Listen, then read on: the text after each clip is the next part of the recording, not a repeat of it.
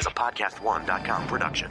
From Hollywood, California, by way of the Broken Skull Ranch, this is the Steve Austin Show. Give me a hell yeah. Hell yeah. Now, here's Steve Austin. This is the Steve Austin Show. All right, I'm rolling sound here at 317 Gimmick Street. I'm popping the top on a couple of Broken Skull IPAs. Chavo Guerrero Jr. is my guest today here at the house. We're about to talk about Glow, wrestling, and a lot of other things, just shooting the breeze. I know you've been on Chris Jericho's podcast extensively. You guys have covered a lot of ground. So Let's try to cover some different material and shoot the breeze. Obviously, I don't think you guys have talked about Glow. Not really, no, man. We kind of talked about right before we started doing the second season. We weren't even knowing if we were picked up yet, so we just kind of shot the shit a little bit, and but we end up start talking about the Guerreros and how crazy my dad was and stuff. But hold on, let's get a cheers on this. We got some Broken Skull IPA right here that I've been hearing so much about. And well, see, it was interesting when you came by or just walked in the front door. You said, "Man," he goes, "I want to try your beer. I was going to bring some," and I said, "Man, you don't like no IPA." Oh man, I like it all, but I'm Mexican. We like it all. We just like I do the Fit Finley. When I first met Fit Finley, I go, "Hey man, what kind of beer do you like?" He goes, "Cold." That's all he said. Him and Dave Taylor go cold. I said, but did it take you a while to make the swing? Because man, like basically, here, cheers. Cheers, yeah, man. And then an unsolicited response as far as your take on the beer. Oh yeah, man. It's not, sometimes it hits you in the face. Some of those IPAs, man, it's like drinking a pine tree sometimes. Or you're like, wow, this is good. You could throw this down easy. What's the alcohol content on these? 6.7. Oh yeah, that's good. So you can. And I can use a low on this because I don't like real bitter. I like that kind of hits mid palate. I don't like anything too up front or too far back. So it hits mid palate.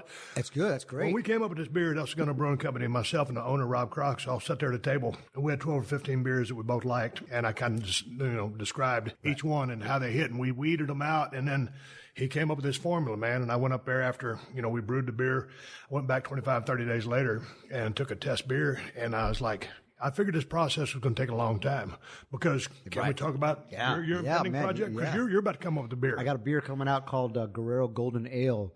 And that's the working name right there, right? So and it's like a blonde ale, but it's also called a golden ale. And the reason I went that way real quick is with IPAs and all that stuff, you start limiting your market. And much more than I do on this, but you start limiting your market, and they see something like the IPA market is only like 5%. So you have all these companies trying to vie for that 5% now, as opposed to a lighter beer that everybody drinks is more like a 75%. So I don't know. Dude, you do the numbers. I mean, Bud Light's the number one selling beer, probably in the world, but definitely in the United States. I think over Coors Light. The Coors Light is number 3. I think Miller Lite's number 2. But Bud Light is number 1 by a landfall. Wow. So, to your point. A lot of Mexicans and over here, we're taking over, man. Drinking Bud Light, man. But you know what? I think Modelo was ahead of Corona and Tecate. Really? But I would think that Corona was on top. But I'm a Corona Light guy. If I'm drinking light beers, then I can just.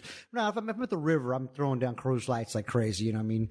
But that's your go-to flavor? Yeah. Come on, man. I've been a Coors Light since I was in high school, man, for sure. Dude, I drank a ton of them. That's Coors Light. You throw them down, man. But if I'm going to drink if I want to drink 20 beers, I'm drinking Coors Lights. If I want to drink 8 beers, I'm drinking Corona Lights.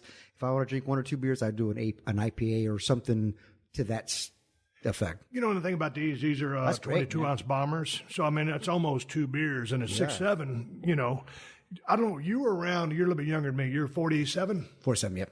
So, do you remember when the ice beers came out? Mm-hmm. Yeah, Bud Ice. They had Miller Ice. What was the other one that was real big? Goddamn. They all had ice. I was in Georgia at the time. Oh yeah, they all had ice. And they were about 5.5% alcohol. Yeah. And all of a sudden, you go from drinking a light beer to those ice beers. It's a little bit of a kick. Right. And so for a while they hit, but then it was like everybody kind of went back to light beers because, like to your point, they wanted to drink 20.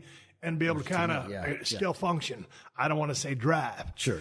We've been there and did that probably a few times going up and down the road. That was not me.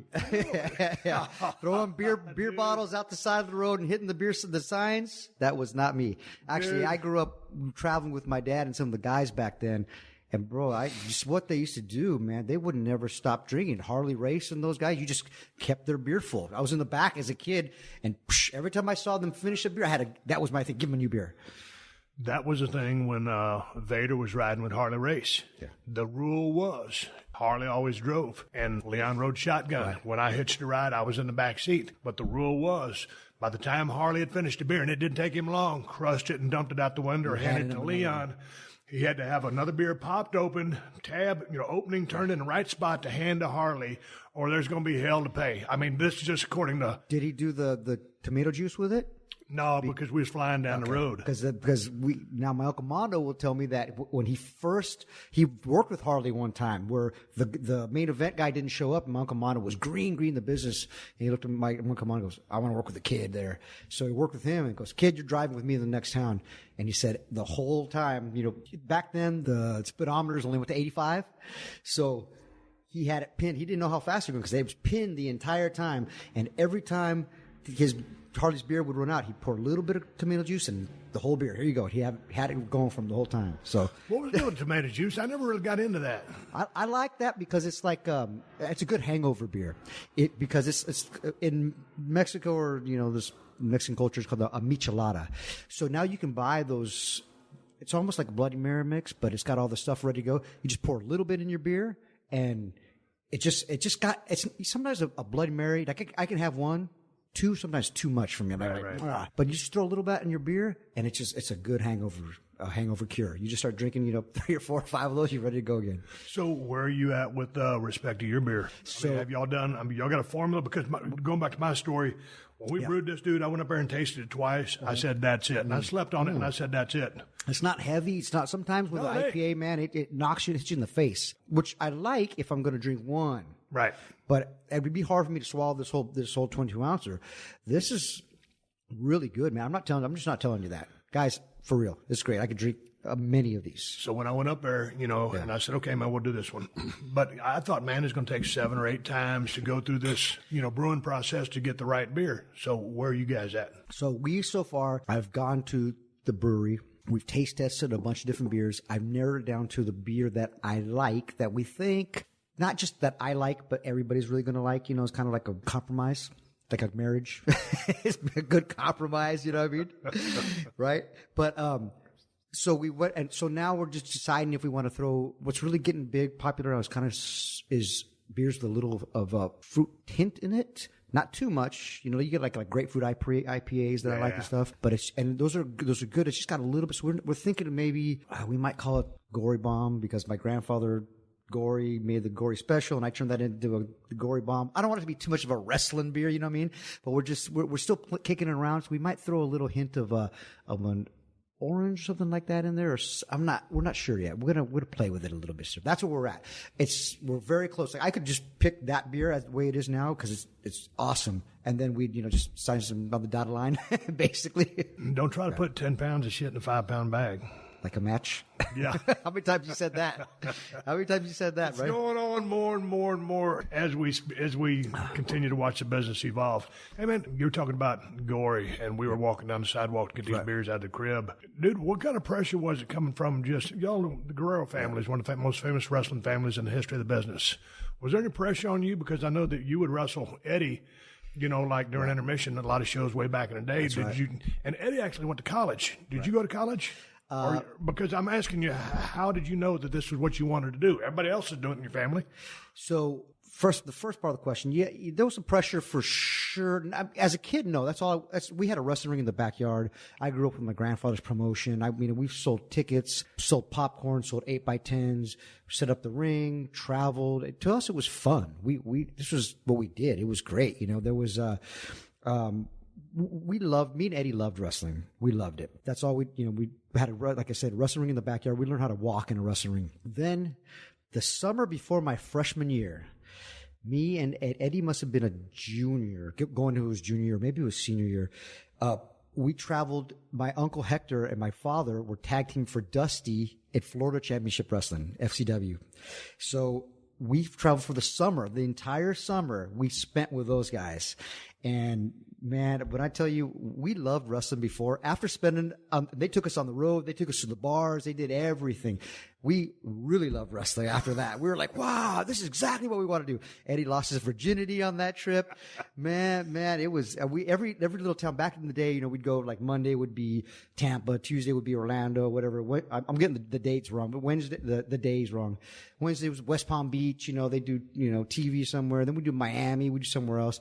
So, you know, he and I would travel everywhere. We'd have our little rats in every little city, you know, and I had my little 12-year-old, 14-year-old rats and like meeting them. Hey, how you doing? And, you know, I'd make out with one in every little place. I was like, wow, this is what it's like.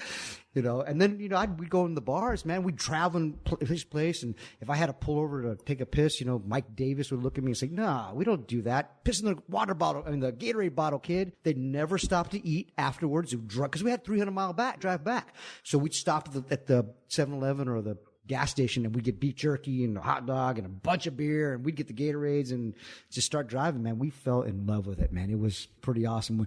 And, one time, so Kendall Windham was there too. So Kendall was Eddie was maybe 16.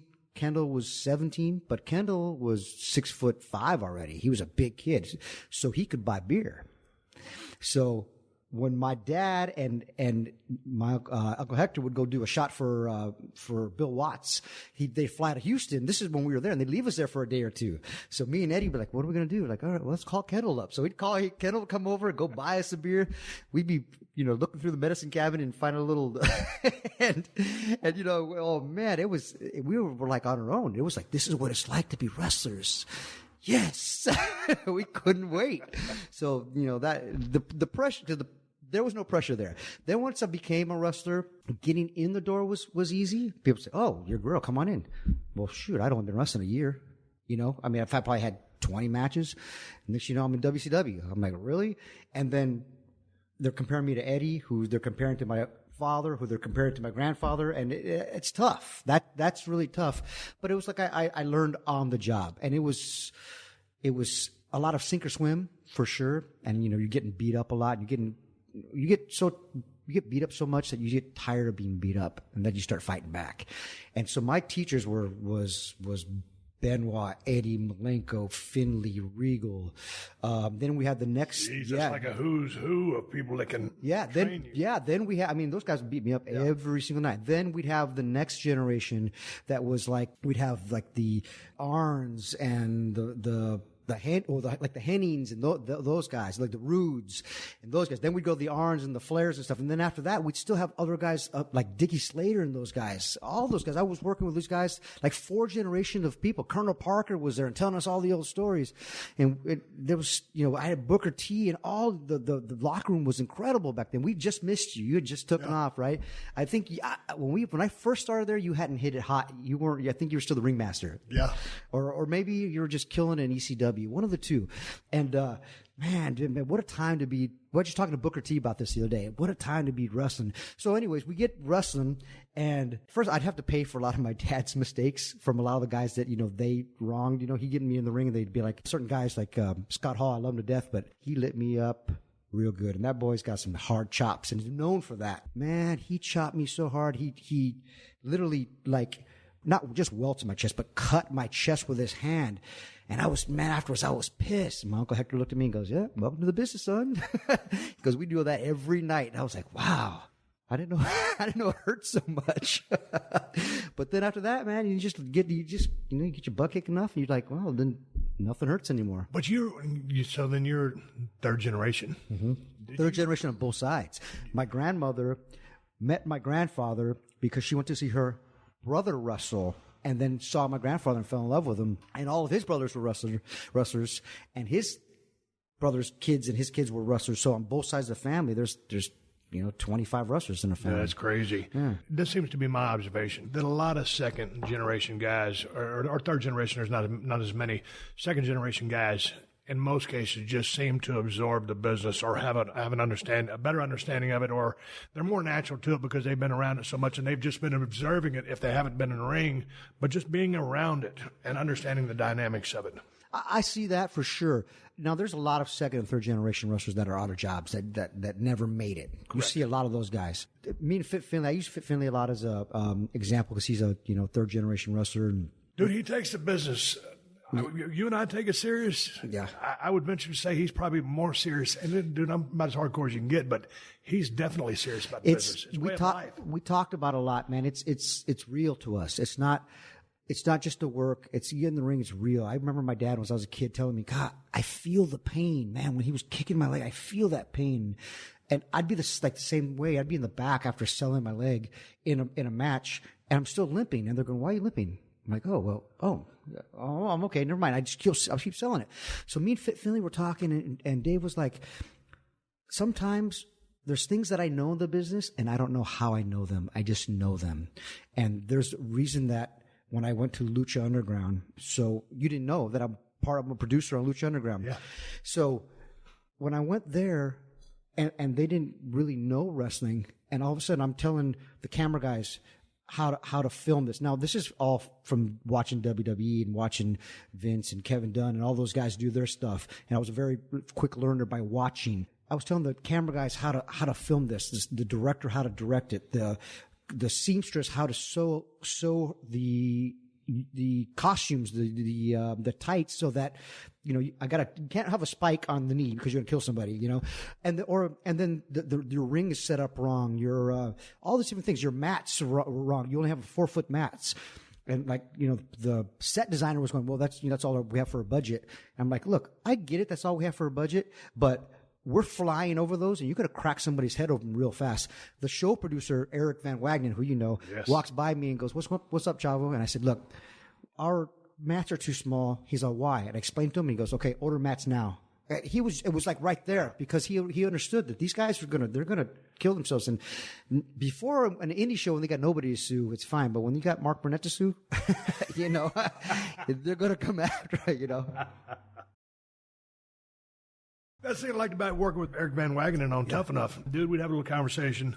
He loves you. And it was just, we went out and did it. There wasn't no script, wasn't no paper, just we talked about it, and then they started filming it. Right. He acclimated to the business very quickly, and he has a love for it and an appreciation for it and respect for it. So, like, when you say, hey, man, we need this, there's no hesitation. And, let's go get the other mats so these guys don't kill themselves. Period. Dude, you guys doing some crazy-ass shit over there. I mean, some of that high-flying stuff, I know some of it's camera angles, but, yeah, to a degree, yeah. But some of that stuff that the guys were jumping off of is very spectacular. Our first season.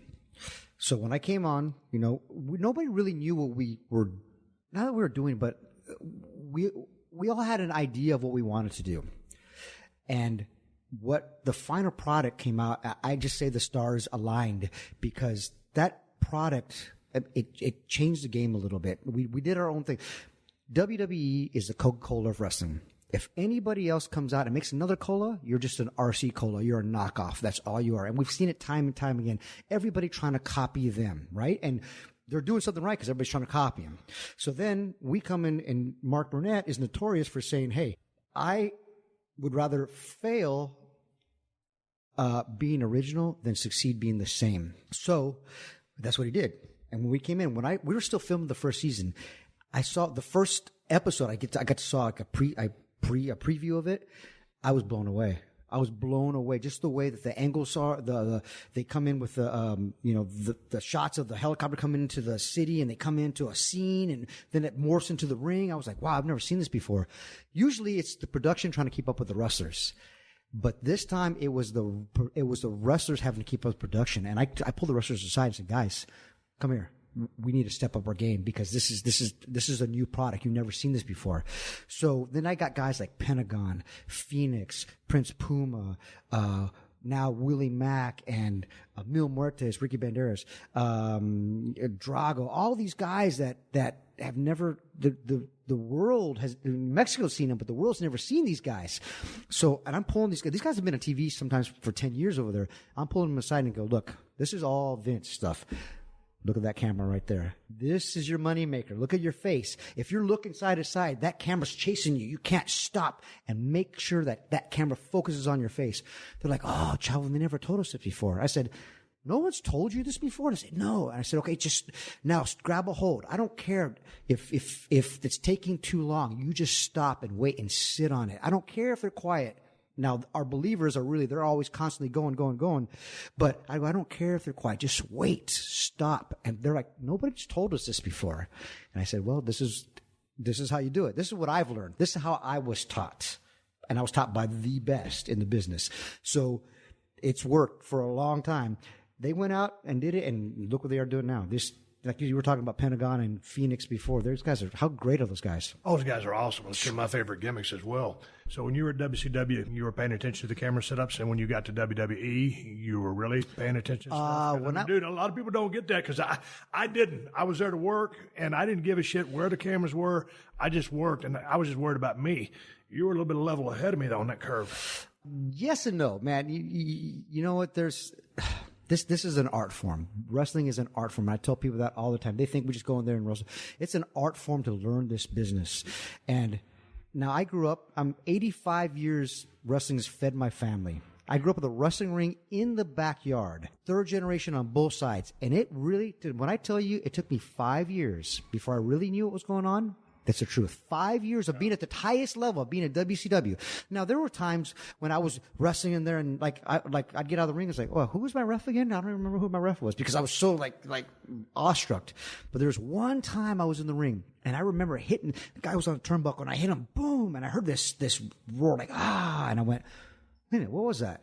And I stopped and I hit him again, boom, and I went, oh, that's what they're talking about. The crowd, learn how to work these people. I was like, that's what they're talking about.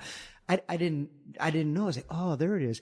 But after that, it took me another 5 years. So I'm talking 10 years in this business until, and this is not just because we're on this episode. It took me 10 years in the business till I had Ric Flair and I had you telling me, hey, going out of your way to go, hey, excellent match. It took me a long time. One time it was the Survivor Series. Me and Rey Mysterio went and tore it down like me and Ray do. And as I came back, you pulled me aside and you put your hand out and you said, excellent match. And I said, well, now I've made it. But when Ric Flair was telling me, Chavito, hey, great match, kid, I was like, all right, now we've arrived.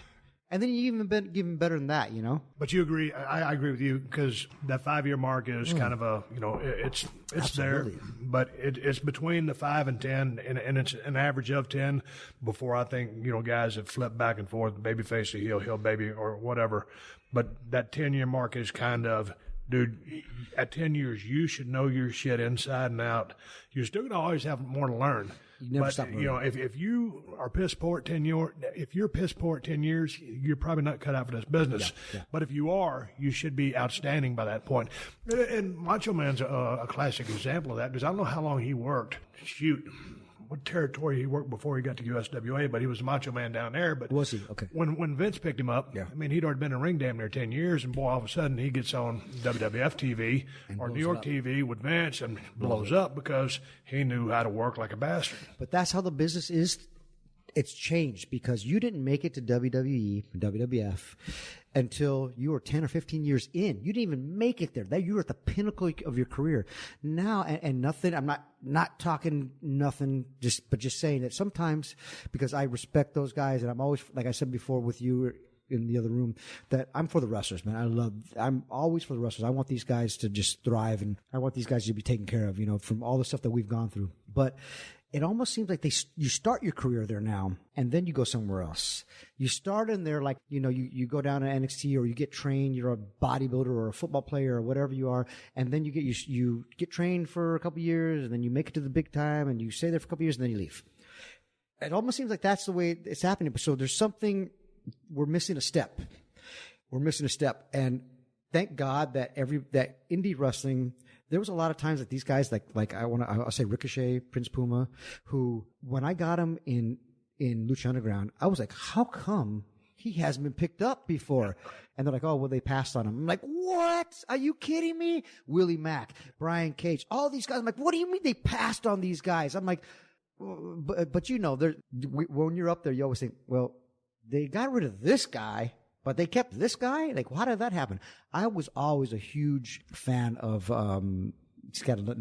A-Train, Prince Albert, Baldo.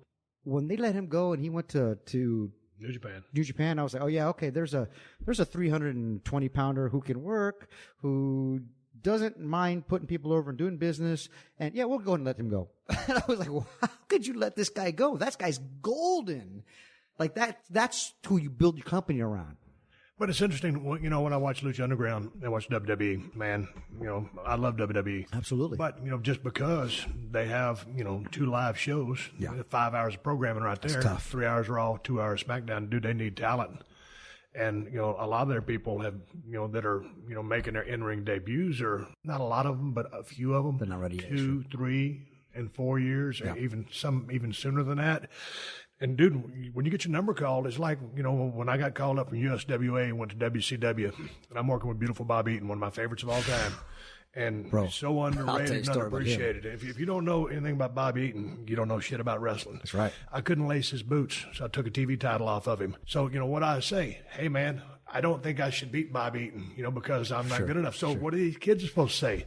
They're giving you a push, so you take that opportunity. You take what you got because you don't green get it. is green, Right, so you got to do what you got to do. Absolutely. But when you watch that Lucha Underground stuff, like that Mil Muertes, I don't know how long he's been, but man, I love that guy's work. He's aggressive, mean. I got him, and he'll tell you. So Ricky Banderas has wrestled for a long time. From Puerto Rico, wrestled in Mexico as El Macias and stuff. And I wrestled him before Lucha Underground was even a thought. When we got him over here and they put that gimmick on him, I looked at him and I saw his first match. And I looked at him and said, no, come here. I go, bro, you do what you want. This is my opinion. But you are, and I always bring up Taker and Kane, because I go, you're a monster. You're not real. You can't kill you. Your name is Mil Muertes. You're man of 1,000 deaths. They can't kill you. So don't put a rest hold on somebody. Don't grab a hold. Just beat them up. I see you. When I see your mouth open up, I see bats fly out of your mouth. And he's like, oh, wow, I love that, Chavo. Okay. So every time he'd come to me like, how was that? And I said, more. Kill him. Apologize later. Kill him. And they're like, okay. We're doing business, right? You're doing business. You're building company. And then every time I see the guy, he hugs me and kisses me. He goes, Chavo, you made me. Now I didn't. I just gave him advice that I learned from other people. Yeah. But dude, that's the thing. You got to have that advice handed to you, or someone to solicit or offer it to you. Man, I came in just riding down the road in all the cars that I've been in. With the veterans, man, I'd be picking their brain, whether it's gorgeous Gary Young or Maniac Matt Bourne or all these other guys, or Danny Davis down there. Man, why'd you do this when you did it? Well, hell, Steve, here's why. And it's stuff like that. Or riding down the road with Skandar Akbar and Bronco Lubitsch, he'll referee. Bronco Lubitsch, yeah. Riding in the back of a Delta 88 with velour interior. And, just listen to those old guys just tell stories, and all of a sudden you start absorbing this shit, and it's like just, you're a sponge, a dry-ass sponge, and all of a sudden they just keep pouring water on you, you just absorb it all. But it's those guys, and that's always, I always just think it's, it's as the road that I've been down, anytime I get a chance. Bill. Remember Klondike Bill? Klondike Bill? Remember Klondike Bill? Oh, yeah, absolutely. On the ring crew at WCW. But all those guys, if you don't pass down that knowledge, the next generation can't learn from you. And that's what you got to do to keep the business going strong, in my opinion. I agree. Hey, that's... And I tell a lot of guys now, like my dad and those guys, and your time, they were very stingy with the business. They didn't want to give you the business because you take their spot. They were like, oh, we can't help you. We can't. You figure it out for yourself, kid. We'll give you a little bit. We won't give you all of it. But nowadays, it's a dying art. So we want to give as much as we can to these guys because it's gonna be lost if we don't. Now, wrestling evolves. It's like any kind of business. It evolves. If you don't evolve with it, it'll pass you by. I always bring up like Madonna, by the way.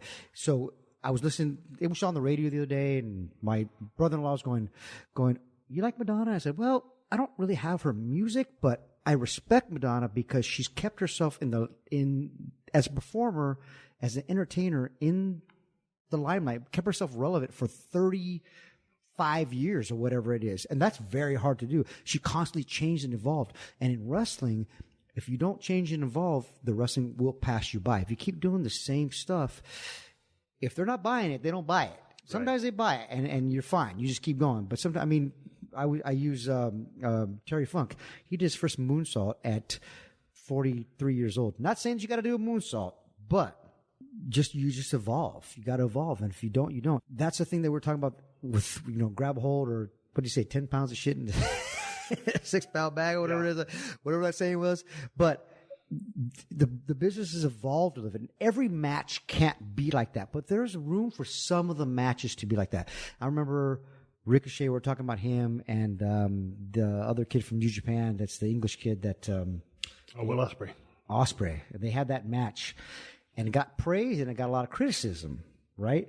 Well, first of all, I can't do any of that stuff. We were one of the top cruiserweights back in the day, right? Me and Rey Mysterio look at each other and go, oh my God, we can't do any of this stuff anymore like these guys could. We never could think about that stuff. But I saw that match and I was like, wow, that's awesome. Would I have done that match? I couldn't. First of all, I couldn't do that match. I'd do it a little bit differently, but not that it was wrong. It was just different. The business has evolved. But it was their interpretation and their skill set that they put out there. It was incredible. So Jeff Farmer, who used to be the NWO Sting, Jeff Farmer, Cobra, he was like in WCW. I remember he was great, real cool guy, great guy. But when I first got to WCW, he pulled me aside and he says, the first time Eddie and Chris Benoit worked in WCW, the locker room had never seen that. So they did about an 8-minute match. They got done and everybody was like, they walked through and everybody was like, well, did you guys rehearse that for like 3 months or what? I'm like, no, we just went out and called it. What do you mean you called it? Well, we know each other pretty well. We just sit there like, I never done it. And Terry Taylor kicks the door down and goes, that's how you work, guys. That's how you do it. And they said the business changed, right? When that happened, literally when I got to WCW and all the cruiserweights were doing stuff, I remember seeing Kane do a Hurricanrana or a head scissors, and I was like, okay, well, now this business has definitely changed for sure, you know. Not that he's doing those all the time, but I saw him do one with a big guy. I don't know if it was Midian or somebody, you know, somebody like that, and he did one. I was like, wow, it's changed.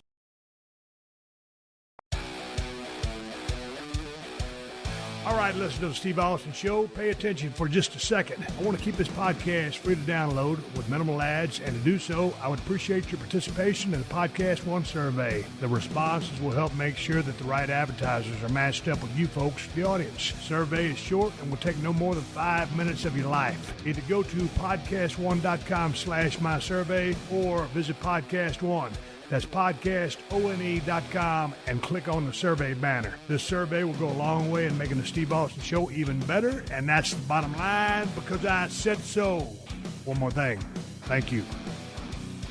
All right, before we get to more of my conversation with Chavo Guerrero Jr., let me ask you, is your home an ADT home? Because mine is, and yours should be too. Get ADT and help protect against break-ins, fire, and carbon monoxide. For a limited time, take advantage of ADT's lowest rates starting at just $28.99 a month from the most trusted name in home security. Plus, ADT is the first security company to help keep you safe at home and when you're on the go with their ADT Go app, which features a family locator, safe driving reports, and even includes a SOS button with 24/7 emergency response.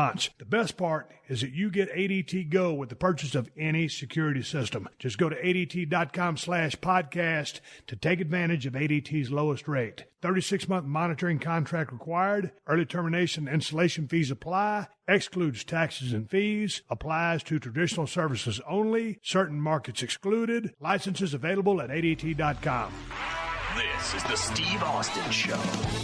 Hey, man, tell me about the rings you grew up with back when you was a kid.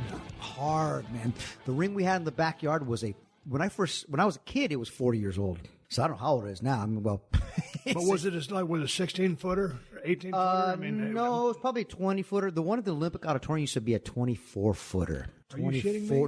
No kidding. If you look at it, back at the Olympic Auditorium here, when my dad first started, that's why we're here in California, because my dad first started wrestling for Mike LaBelle at the WWA, I believe it was called. It was like NWA Hollywood, basically. It was like Freddie Blassie and John Tolos and very, very young Roddy Piper and Victor Rivera. I could go on and on. But that was a 24-footer back and forth. They said they'd get so blown up going back and forth. And they said, gosh, dang, are you kidding me? Like, really? Our rings, we had a few different rings. So my grandfather had like 3 different rings. He had the portable 16-footer.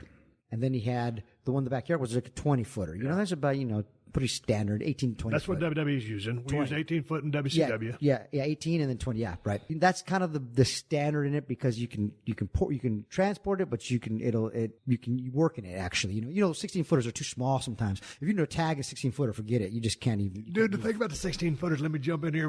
We used to work those tent shows when I first went to WWE. Yeah. Back in 95 and 96, and I was working with Aldo Montoya, PJ Polaco, whatever gimmick he was working at the time. And man, the thing about the 16-footers was because they're so small. You got to really work hard to blow up in a 16-footer. You got to really be out of shape to blow out in a 16-footer because, you send somebody into a reversal, you're already at the damn ropes. Step or two, yeah. And so it's just, plus they're not like a trampoline because I hate when people compare a ring to a trampoline, but they just got that just set. The whole square. The sweet spot. The sweet spot. Sweet spot. The whole ring is a sweet spot.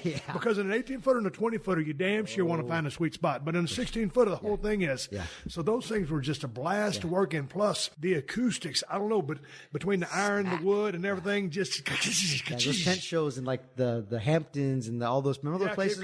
Cape Cod. But yeah, man. I remember that's a good story. We were wrestling in Mexico somewhere. I think it was Tijuana, and it was me, Edge, and Randy Orton against Rey Mysterio and DX, who was Sean and Hunter. So we wrestled in there. Me and Ray had the big angle. So what was cool is that Hunter comes to me and goes, "Hey, do you mind if we all put our finish on you and beat you?" I'm like, "No." I'm like, "Wait a minute, it took 3 of you guys maybe?" "Yeah, absolutely, great." But nobody told me that it was a 16-footer. So when I got in the ring, I was like, okay, first of all, I'm in the ring with Triple H, and I don't care where you're at. You're like, okay, all right, gotta bring my game up a little bit here, right? And I'm looking around and like something's off in the ring. And I see guys get in the ring doing stuff, and I'm like, what's off? Why is this? I'm looking around the crowd. I'm like, what is different about this? And then I got in the ring, and somebody shot me off, and I hit the rope, and all of a sudden, I ate an elbow really hard because as soon as I turned around, the elbow was there. Boom! And I went, oh, it's a small ring. That's what's different about this thing. I said, okay. Then I adjusted it, but I kind of was like, no one told me, and I was like, it just sometimes you see something right in your face, and sometimes you don't see it, and I just didn't see it, and I was like, oh, that's what it is. But that was a good. Dude, I can only imagine working in a 24-footer because when you're adding 4 feet to the WWE size ring, can you imagine that? No, I can't. Grab a hold. Grab a hold. With me? No, I'm serious. It was a 24-footer, man. This ring was massive. 4 feet on each side. That's 8 feet. And you're running 8 more feet over a 10 to 25 minute period, and back then, you're doing that time. They didn't have 18 matches in the show. Man, and then the apron was bigger too, so you look at that ring. That ring's in a lot of movies too, because they always film a bunch of stuff all over the Olympic Auditorium. You always see that Richmond 95171, that sign in the background. And you see that ring's in a lot of movies, like Bad News Bears movies. All these movies back, the one and only back in the day with Henry Winkler, that was filmed. See, the 24-foot ring would be great for a tag match because if there's one thing that really chaps my ass is when someone's going for the tag and the heels let them get too close, and the baby or the heels got an alligator arm over there, or if they got the tag rope, they're hanging on to right there by the turnbuckle instead of being extended with the rope and reaching out to make it a shoot. Alligator arms. So the alligator arms just T-Rex. Really, don't get me wrong, I've done my share of alligator arms in the past, but I just hate to see it from a technical aspect of the business. Me and Eddie when we were tagging up as Little Squirrels, we hated that, man. We hated that. We would say, hey, we tell guys, challenge them. If you can tag. It's our fault. And we'd have, we'll buy you drinks tonight. All right. We'd have Spike Dudley running to try to tag. We'd try to cut them off and stuff. But we would keep everybody on our side of the ring. In our, not even our side, our corner. We wouldn't even turn our backs to them because if we did, they'd run and tag. We'd just challenge them. If you can tag, man, it's our fault. So it was real in a sense like that, But that's smart to do that because, the business will work, but, it's like... it's a work, but it's not a work. People, but you got it. But the bottom line, dude, you got to feel.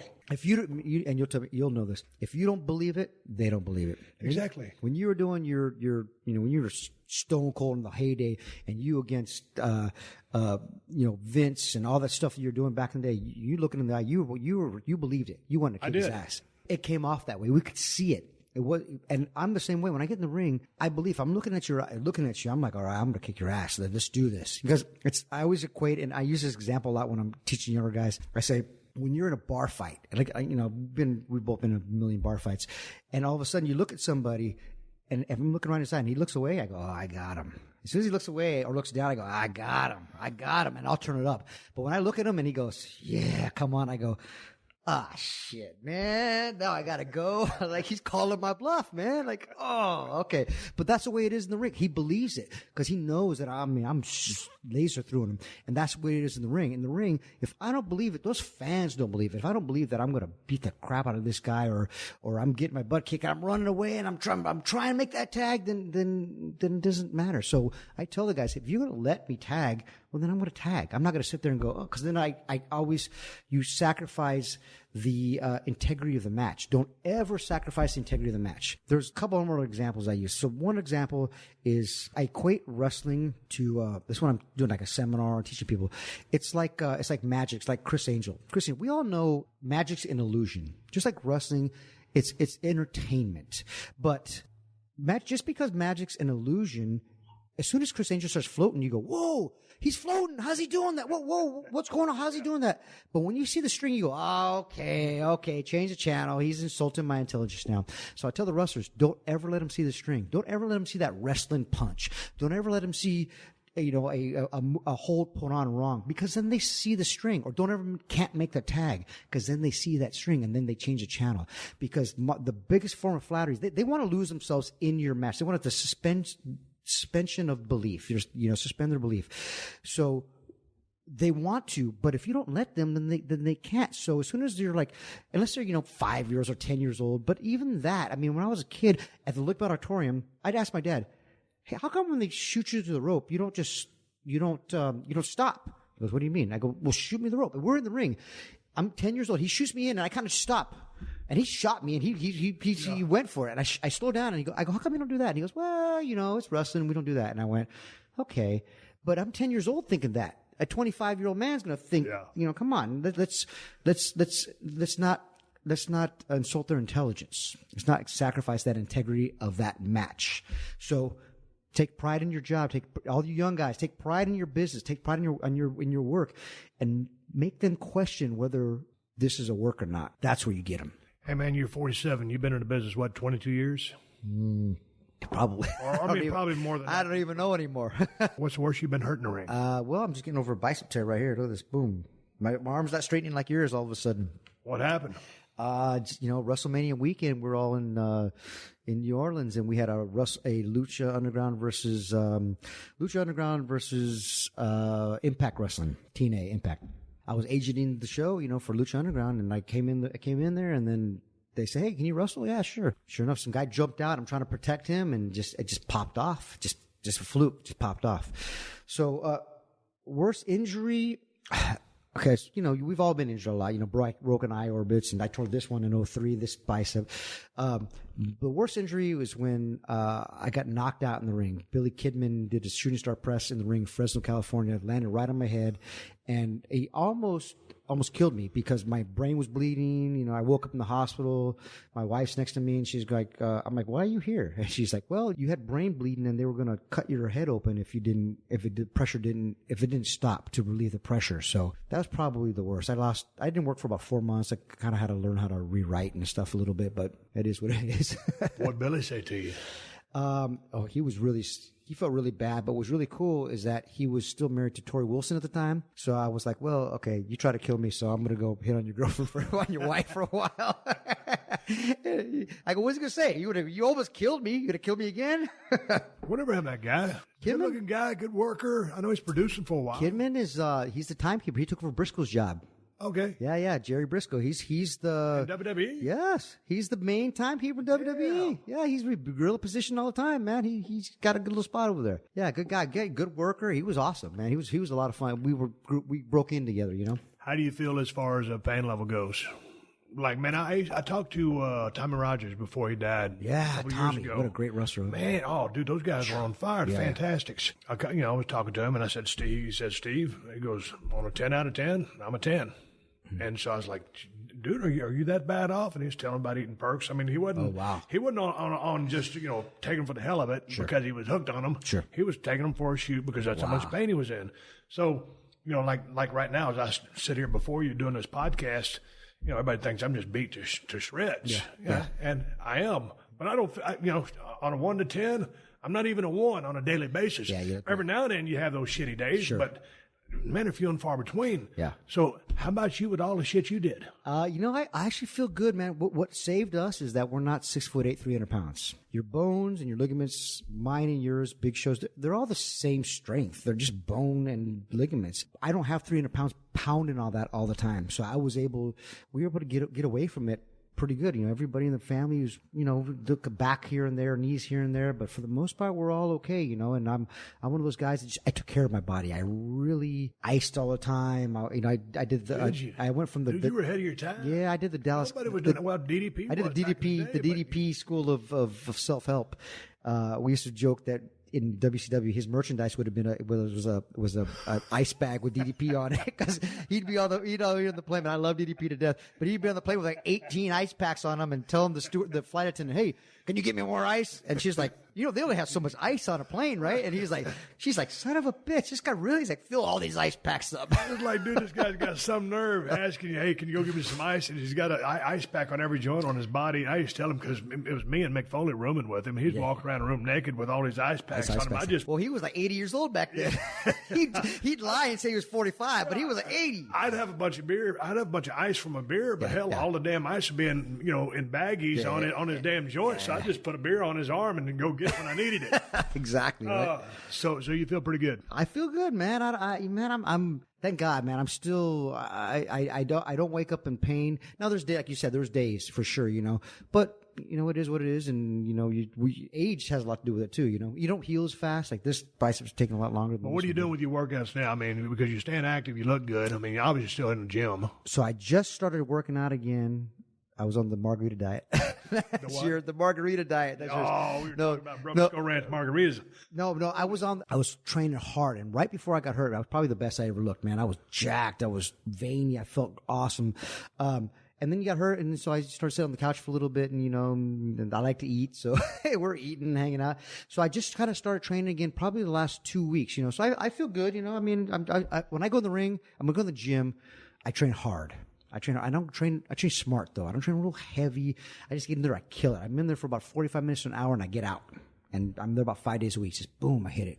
You hitting a body part every 5 days or what? I play off how I feel. I mean, sometimes I'll do a back and buys. If I only got a little time, I'll just hit shoulders real quick. It just depends. I'm one of those guys that's lucky that I don't have to do a lot of legs, because they just grow faster. You're probably the same way, right? Yeah. They grow a lot faster than the rest of my body. So I'm kind of like, that takes a whole body part that I don't have to do all the time, So, I'm a chest and shoulders guy, and then I'll do arms one day. And then, if I get real, enthusiastic, I'll throw some abs in there, but back for sure, So what are you doing with your rep range?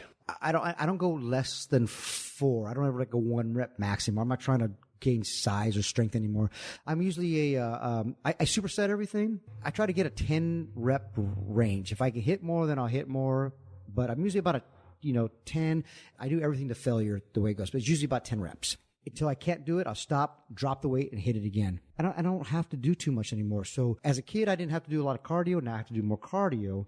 But it was hard for me to gain weight back then. Now I keep my size, no problem. So like if I'm doing chest, I'll blow it out with a bunch of push-ups first and get my chest activated. And then whatever I'm doing is just repping it, it's pumping out. If I'm doing back, I'll grab like a 65 pounder and rep, 20 on one side, like bent over rows, 20 on one side, 20 on the other, 15, 15, 10, 12, 12, 10, 10.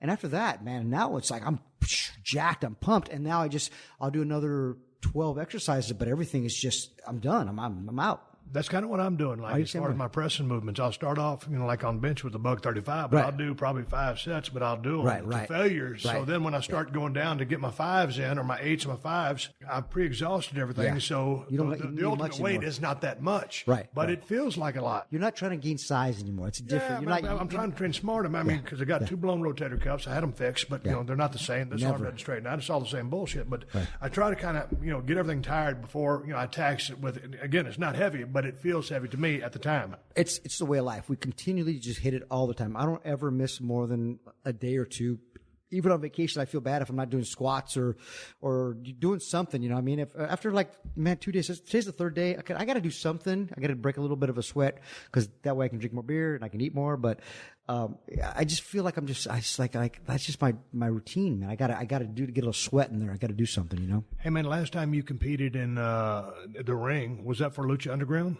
'Cause I was just watching you versus, Ray in the, Loser Leaves Lucha match. Yeah. And that was from, I think, 16. Yeah. But are you still actively in the ring? Yeah, you know, so besides Lucha Underground, I'm doing Glow also, right? Yep, I want to talk about that because that's why you're here. Sure. So, those two shows keep me pretty busy. You know, if I throw a third show in there, I'm pretty booked. So I only do maybe 10 to 20, maybe 10, 12 shows a year. Outside of that, I'll do some indie shows. What's cool is that the indie market basically has changed. We got Comic Cons now. I mean, I did WrestleCon in New Orleans, but what sucked is that we at about 12 or 1 o'clock, all of our business stopped because there was somebody that had a line that was around the building. I mean, oh, that was you. Yeah. So you're banned from WrestleCon, by the way. You cannot go to any more WrestleCons because you took business away from everybody. This is the truth. Like, we were all killing, man, this is great. We're all making great money, meeting all these fans. And all of a sudden, crickets, like, what's going on? I thought I was doing stand-up comedy. So what is happening here? And then all of a sudden, Stone Cold started signing. And I was like, all right, great. I mean, really? All right, cool. No, but you know, just joking. But I still do, some satellite autograph signings here at Comic Cons, and I'll do matches here and there. It just depends. You're not doing the WrestleMania matches, but you're out there and you're kissing babies and high-fiving people and doing that kind of stuff. But did you ever have an exit strategy for leaving the business? Because when I retired, I was 38 years old. When Eddie died, he was 38 years old. That's the ultimate retirement respect. Absolutely. Yes, for sure. I love that guy. I was at his funeral. I know you were. So I got out at 38 years of age. I didn't know what I was going to do. I was like about 90% of the other boys. I didn't have a plan. I was sitting there in San Antonio in a gated community, and I was drinking, hunting, and fishing, and doing a lot of stupid shit in any particular order you want to name.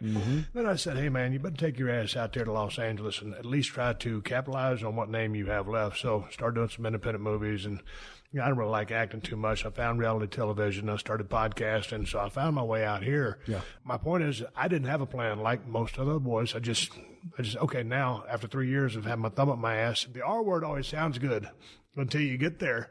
And it's like, what do I do? I still need to pay my bills. I got my monthly nut, all that other stuff. And so now you're still making your appearances, that stuff, and still doing maybe 12 appearances in the ring. And you found producing in Lucha Underground and doing the stuff with Glow, which we're going to segue into because that's pretty amazing. I was a huge Glow fan, biggest Tina Ferrari fan in the world way back in the day. Yeah, Ivory. But, dude, did you have an exit strategy? Were you riding down the road one day and thinking, hey, man, once I get out of the business, maybe I should try this? Hell no. We were wrestling. We ate. No, I'm glad to hear that. I'm sad to hear that at the same time. We ate, slept, breathed, dreamed, crapped wrestling our entire lives. It's what we did. Everything I did my entire life was to be a pro wrestler. When I played football, when I amateur wrestled in high school and college, was to be a pro wrestler. That was it. That's the only thing I want to do my entire life. So when I became a pro wrestler, I mean, that was the best. There was no exit strategy. You just keep going. And then all of a sudden you start seeing your idols, my idols, who my family, of course, my father. Then you start seeing guys like, without naming any names, all these guys, and all of a sudden they're still holding on to things, And I always say that the movie The Wrestler could have been called the hockey player, the basketball player, could have been called anything, the football player. If you continually to hold on to we can only borrow in the ring the sports entertainment, the sports aspect of it for a short amount of time. Then we got to give it back. No one told me that. It was just like wrestling. Okay. And then we'll go into producing and stuff. And I saw my dad always just trying to hold on to it, man. He was always trying to hold on to it and go back to it. My dad had a degree. He'd become a teacher, go back to teaching and start teaching again. He'd be doing, 2 or 3 years with teaching and pension and stuff. And next one, he'd get a shot. He'd leave all that to go wrestle in Japan. And I was like, Dad, what are you doing, man? He's like, he's that bug, man. You never retire. You never fully retire from the ring. So I just started, there's a time when you're in WWE and you know when you're being used, and then you know when you're not being used. And you're like, okay, now I'm here to help everybody get better. I get it. I totally get it, and I see where it's at. I didn't need to be that. You know, they'd asked me to be an agent a couple different times, and I was like, I'm not ready for that. But then I didn't want to be in the. My payoff was being in the ring as an agent, which was awesome. It was great. You're still on the road all the time, man. I didn't know what to do, and then Eddie passed, and then Chris passed, and it was tough. It was like. Man, do I want to keep doing this? There was about a 3-year period that me and my wife kicked around. Thank God she was on my side for sure, because she was always going, you know, if you need to leave, you leave. You do what you got to do. Now, man, I got college funds to put together. I got mortgages. I got retirement, all this stuff. I'm like, you can't just leave. Finally, one time I came home and I looked at her and said, hey, I quit. And she said, you what? I said, yeah, I quit. When did you quit? I quit last night. And she's like, okay, all right, let's do this. So I kind of sat, you know, kicked around for about 6 months. Where were you? WWE. Okay. I was in WWE, and I finally, you want to know the whole story? Yeah. Here's the whole story. So I do already a little disgruntled there, you know, and everybody But thinks. we all get disgruntled. We all should think we should, you know, we should be getting more than we should be doing. Okay, I'm better than this guy. Okay, whatever. I get it. It's what one man sees in you up there. You know, if Vince sees you up there, then doing something, that's what you're doing. You got to convince one guy, right? So we're there, and they have like one of the other shows, the Saturday shows, whatever it was, and I got to put over Yoshitatsu. No offense, he's a great guy, great. I enjoy him very much. But I go to Johnny Ace, who's head of talent relations at the time, and I said, hey, why am I doing this? Finally, I start questioning things. Now it's a little late. I should have started questioning a couple of years before. Now I'm questioning. And he's like, well, man, you know, well, Chavo, you know, this show's really big in Japan. And I'm like, oh, really? That's where you're doing that? So are we a Japanese company now? Or are we a world company? That's what I asked him. And he said, well, I get what you're saying. I get what you're talking. And I said, look, man, I just don't agree with this at all. And I think this is wrong. I was already at my breaking point. Yeah. So he goes, well, you know, this is just the direction we want to go with. And I said, okay, I get it. I will do this, but I'd like my release, please. Kind of took him off guard. He was like, what? And I said, look, I'm done. I see where I'm going. I see where this is at. I probably should have done this a bit earlier. Okay, whatever. He's like, well, I got to talk to Vince about this. Okay. So I went over, did my job, put Yoshi over, went home that day. I get a call from Johnny. He says, well, you know, Vince is still kicking it around a little bit. And I'm like, all right, well, is he going to let me go? He's not going to let me go. One of the two, you know. So I'm waiting there. And he's like, all right, don't come to TV this week. So I'm sitting home. All right, we can still pay me. All right. So then I get a call from Johnny the next week and says, hey, Vince has agreed, but there's conditions.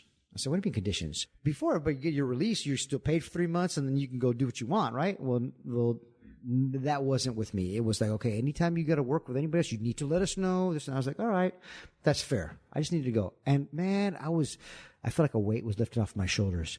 It sucked because, man, you don't know what you're going to do. But at the same time, it's like, okay, weight's lifted off for a second. Let me chill out at home. Thank God WWE is really cool. We're giving you 3 months to contemplate it a little bit and, you know, get your feet back on your ground. So I kind of sat there for a little bit and I didn't do anything. And 6 months went by and I was like, all right, well, I still got some bills to pay and stuff. All right. You know, I didn't make stone cold money. So I was like, you know, I did well, but I you know, I wasn't millions and millions in the bank when everybody thinks you're on TV, you're all rich, you know. Yeah. So I just sat there and I was like, all right, well, let me go back to work a little bit and started doing a couple indie things. Got a shot with Jeff Jarrett and did some things in India called Rinka King, which led to TNA. I went to TNA for a year and left there after a year.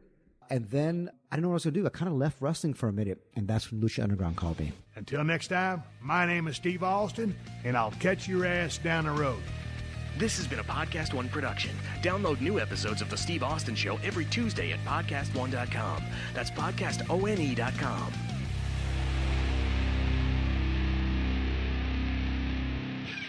Pluto TV is a place for movie fans, like me. And TV fans, like me. They've got something for everyone, and it's free. I love free, and I love Jersey Shore. For me, it's The Godfather. SpongeBob SquarePants, I am Patrick. Patrick is me. Oh, Forrest Gump, come on. Criminal Minds, solving crime after bedtime.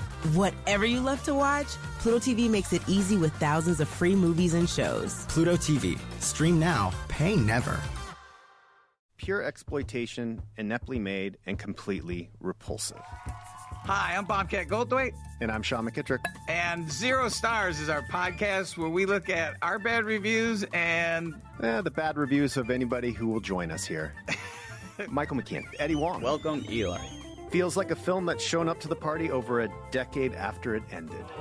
Listen to, follow, rate, and review 0 Stars now. Do my bidding. And you can do that wherever you get your podcast.